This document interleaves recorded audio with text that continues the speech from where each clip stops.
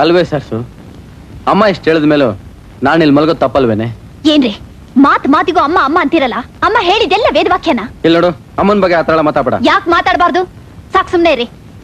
ಅಲ್ವೇ ಸರಸ್ವತಿ, ಗಂಡ ಹೆಂಡತಿ ಆಷಾಢದಲ್ಲಿ ಒಟ್ಟಿಗೆ ಮಲಗೋದು ಒಳ್ಳೇದಲ್ಲ ಅಂತ ಅಮ್ಮ ಹೇಳಿದ ನ್ಯಾಯ ಅಲ್ವೇನೆ? ಏನ್ ನ್ಯಾಯ? ಬಂದ್ರೆ ಇಲ್ಲಿ ಬನ್ನಿ. ಆಷಾಢ ಮಾಸದಲ್ಲಿ ಗಂಡ ಹೆಂಡತಿ ಯಾಕೆ ಸೇರ್ಬಾರ್ದು ಅಂತ ಗೊತ್ತಾ?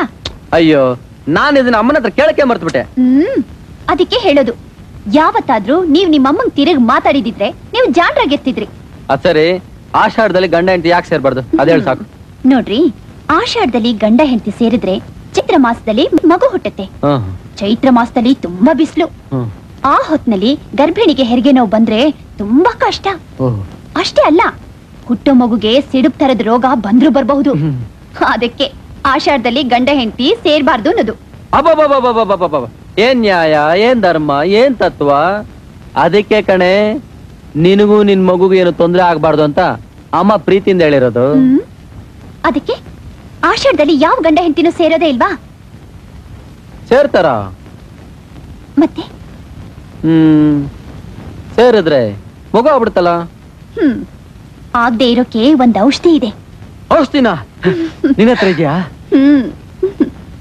ಹೌದು, ನೀನು ಹೊಸದಾಗ ಮದುವೆ ಆದವಳಲ್ಲ, ಇದೆಲ್ಲ ನಿನಗೆ ಯಾಕೆ ಸಿಕ್ತು? ನಿಮಗೆ ಹೇಗೆ ಆಷಾಢದ ಬಗ್ಗೆ ಹೇಳ್ಕೊಡಕ್ ಅಮ್ಮ ಇದ್ದಾಳೋ ಹಾಗೆ ನನಗೆ ಅಜ್ಜಿ ಇದ್ದಾಳೆ. ಅವಳು ಏನಂದ್ಲು ಅಂತ ಗೊತ್ತಾ? ಏನಂದ್ಲು? ನೀನ್ ಗಂಡನ್ ನೋಡಿದ್ರೆ ಬಕರ ಇದ್ದಾಗಿದ್ದಾನೆ. ನೀನು ಆಷಾಢದಲ್ಲಿ ಬೇರೆ ಮಲಗು ಅಂತ ತಕರಾರು ಮಾಡಿದ್ರು ಮಾಡಬಹುದು, ಅದಕ್ಕೆ ಔಷಧಿನ ಇಟ್ಕೊಂಡಿರು ಅಂತ ಕೊಟ್ಟಿದ್ದಾಳೆ. ಪಾಪ, ಸುಮ್ನೆ ಹೇಳ್ಬಾರ್ದು ಕಣೆ. ಆ ಮುದುಕಿ ಆ ವಯಸ್ಸಿನಲ್ಲಿ ಕೂಡ ಏನೇನೋ ವಿಷಯ ತಿಳ್ಕೊಂಡಿದ್ದಾಳೆ. ಇಲ್ಲಿ ಔಷಧಿ ಕೊಡ ನೋಡೋಣ. ಸೀರೆ ಅರ್ಧೋಗುತ್ತೆ ಕಣೆ, ಶುರು ಹಚ್ಕೊಳಕ್ ಮುಂಚೆ ಹಚ್ಕೋತಿಯಲ್ಲ. ಇಲ್ಲ ಔಷಧಿ ಕೊಡೆ ನೋಡೋಣ.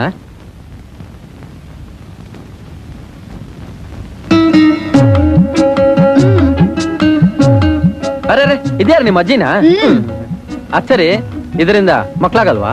ಖಂಡಿತ ಆಗೋಲ್ಲ. ಇಷ್ಟು ದಿವಸ ನನಗೆ ಇದು ಗೊತ್ತೇ ಇರ್ಲಿಲ್ಲ. ಎಲ್ಲಿಗೆ ಹೋಗ್ತಿದ್ದೀರಾ? ಈ ವಿಷಯ ಎಲ್ಲ ಅಮ್ಮನ್ ಗೊತ್ತೇ ಇಲ್ಲ. ನಾನು ಹೋಗಿ ಅಮ್ಮನ್ಗೆ ಹೇಳ್ಬಿಟ್ಟು ಬರ್ತೀನಿ. ಅಯ್ಯೋ, ನಿಮ್ಮಮ್ಮಂಗೆ ಇದನ್ನ ಉಪಯೋಗಿಸೋ ವಯಸ್ಸು ಮೀರ್ ಹೋಯ್ತು. ಸುಮ್ನೆ ಇರಿ. ಹಾಗಾದ್ರೆ ಬೇಗ ಶುರು ಹಚ್ಕೊಳ್ಳೋಣ ಬಾ. ನಡಿ ನಡಿ ನಡಿ ನಡಿ. ಏನ್ರಿ ಇಷ್ಟೊಂದು ಅರ್ಜೆಂಟು? ಅಯ್ಯಯ್ಯೋ, ಆಷಾಢ ಅಂದ ತಕ್ಷಣ 5 ನಿಮಿಷ ತಡ್ಕೊಳ್ಳೋದೇ ಕಷ್ಟ ಆಗೋಯ್ತು ಕಣೆ. ಸುಮ್ನೆ ಟೈಮ್ ವೇಸ್ಟ್ ಮಾಡ್ಬೇಡ ಬಾ. ಅಯ್ಯಯ್ಯೋ, ಏನಾಯ್ತ್ರಿ? ಮರ್ತೇ ಬಿಟ್ಟೆ. ಬೇಗ ಹೋಗಿ ಒಂದ್ ಚಂಬಲ್ ನೀರ್ ತಗೊಂಬಾ, ಇದು ನುಂಗ್ಬೇಕು. ಅಯ್ಯೋ, ನಾನೊಬ್ಬ ಮುಟ್ಟಾಳ. ಇದು ನೀನ್ ನುಂಗ್ಬೇಕಲ್ವಾ? ಇದು ನುಂಗದಲ್ವಾ?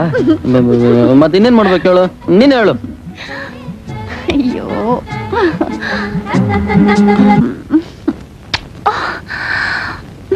ಅಯ್ಯೋ, ಏನ್ರಿ ಇದು?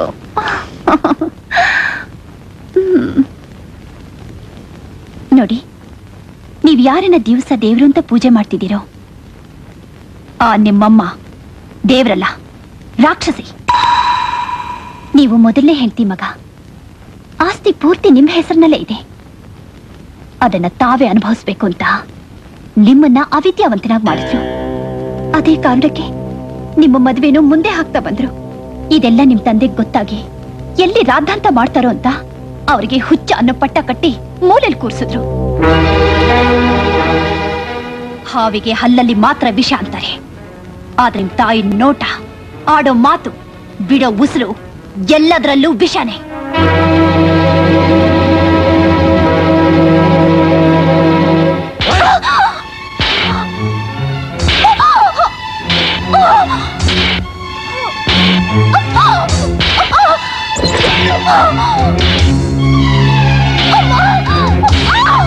ಅಣ್ಣಯ್ಯ, ಏನಪ್ಪಾ ಅದು ಸದ್ದು?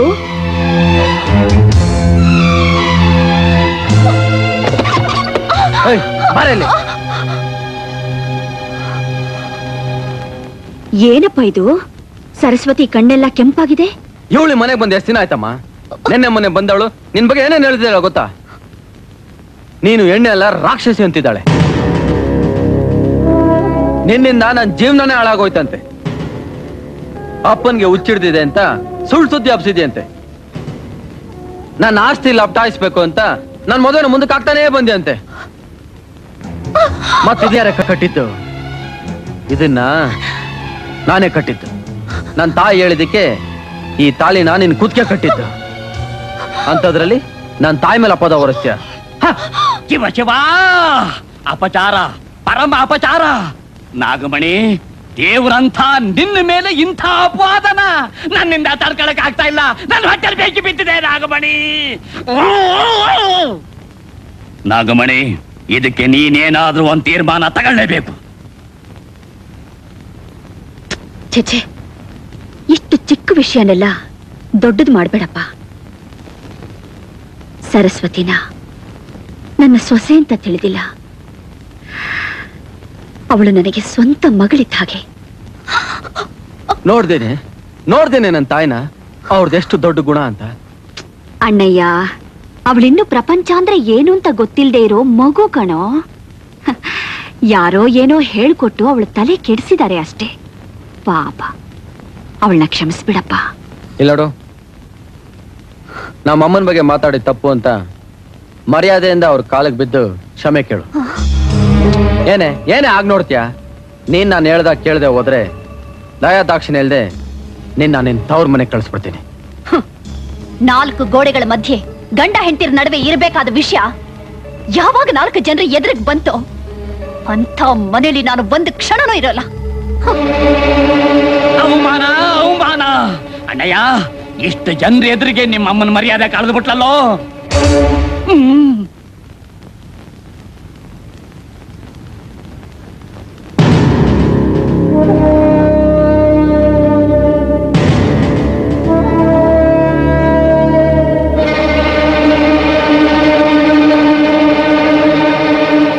ಅಮ್ಮ ಸರಸ್ವತಿ,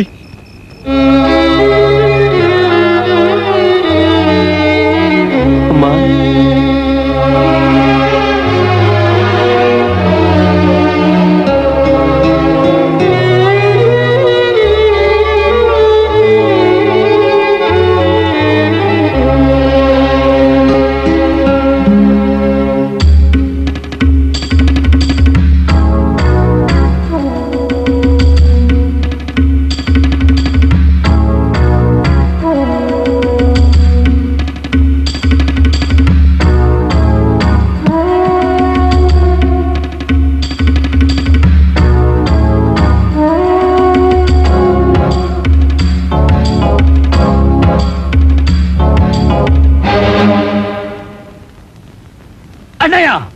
ಇಷ್ಟೆಲ್ಲ ರಾಧಾಂತ ಮಾಡಿದಾಳೆ ಇವಳು. ಇವಳನ್ನ ಕ್ಷಮಿಸ್ಬೇಕಾ?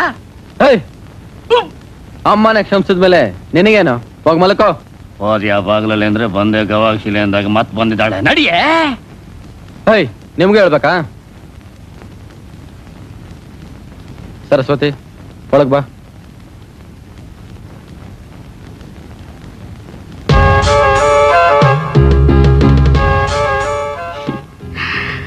ನೋಡು, ನಾನು ಯಾವತ್ತು ಈ ಮನೆ ಒಳಗಡೆ ಕಾಲಿಟ್ನೋ ಆವತ್ತಿನಿಂದ ಇವತ್ತಿನವರೆಗೂ ಇನ್ನು ಮುಂದಕ್ಕೂ ನಂದೇ ಅಧಿಕಾರ.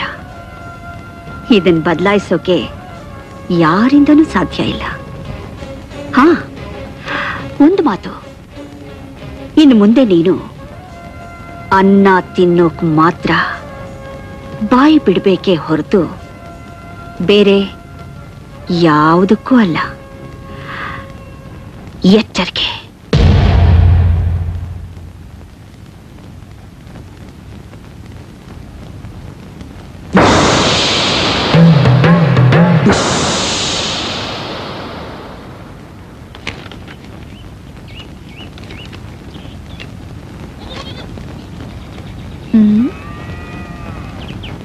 ಏ ಕರಿಯ, ಬಾಯ್ಲಿ.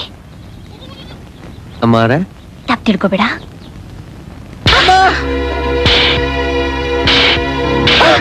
ನನ್ನ ಗಂಡ ಹಗಲು ರಾತ್ರಿ ಕಷ್ಟಪಟ್ಟು ಸಂಪಾದಿಸ್ತಿರುವಾಗ ಸರಸ್ವತಿ, ಕರಿಯ ನಮ್ಮ ಮನೆ ಕೆಲಸದವನೇ ಆಗಿರ್ಬೋದು, ಆದ್ರೆ ವಯಸ್ಸಲ್ಲಿ ದೊಡ್ಡವನ ಅನ್ನೋದನ್ನ ಮಾತ್ರ ಮರಿಬೇಡ.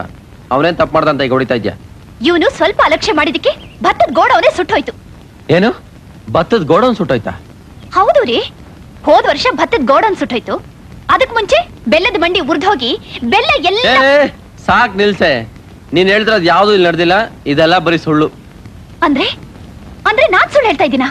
ನೋಡ್ರಿ, ನೋಡ್ರಿ 3 ಲಕ್ಷ ರೂಪಾಯಿ ನಷ್ಟ ಆಗಿದೆ ಅಂತ ಈ ಲೆಕ್ಕದ ಪುಸ್ತಕದಲ್ಲಿ ಬರ್ದಿದೆ. ಇದು 3 ಲಕ್ಷ ನನಗೇನ್ ಗೊತ್ತು? ಕೊಡಿಲಿ.